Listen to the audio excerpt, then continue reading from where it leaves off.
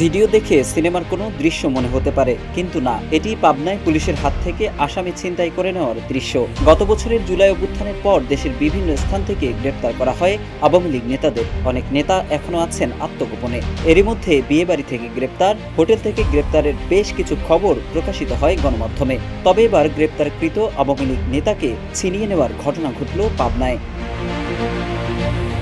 জানা গেছে, জয় বাংলা স্লোগান দিয়ে পুলিশের কাছ থেকে পাবনার সুজানগর উপজেলা আওয়ামী লীগের সভাপতি, সাবেক পৌর মেয়র ও সাবেক উপজেলা পরিষদের চেয়ারম্যান আব্দুল ওহাবকে ছিনিয়ে নেওয়ার ঘটনা ঘটেছে।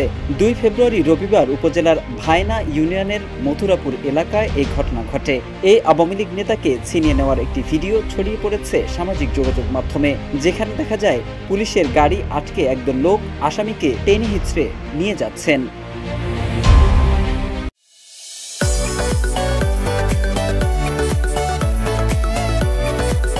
স্থানীয়রা জানান, আব্দুল ওয়াহাব মথুরাপুর স্কুলের মসজিদ থেকে আসরের নামাজ শেষে বের হলে পুলিশ তাকে গ্রেপ্তার করে।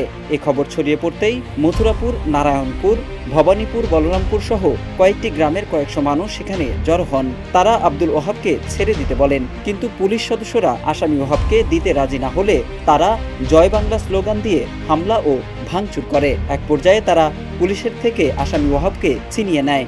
এ সময় ধস্তাধস্তিতে 8 পুলিশ সদস্য আহত হন। জানা গেছে, আব্দুল ওহাব বৈষম্য বিরোধী ছাত্র আন্দোলনে হামলা মামলার এজাহারভুক্ত একজন আসামি। এদিকে আসামি ছিনতাইয়ের ঘটনায় ক্ষোভ প্রকাশ করেছেন স্থানীয় জামায়াতে ইসলামী ও বিএনপির নেতারা। স্থানীয় সুজানগর থানার ভারপ্রাপ্ত কর্মকর্তা জানান, গোপন সংবাদের ভিত্তিতে অভিযান চালিয়ে আসামি ওহাবকে গ্রেফতার করা হয়েছিল, কিন্তু কয়েকশো মানুষ তাকে পুলিশের গাড়ি থেকে ছিনিয়ে নিয়েছে। তাকে পুনরায় ধরতে গ্রেফতার অভিযান চলমান রয়েছে।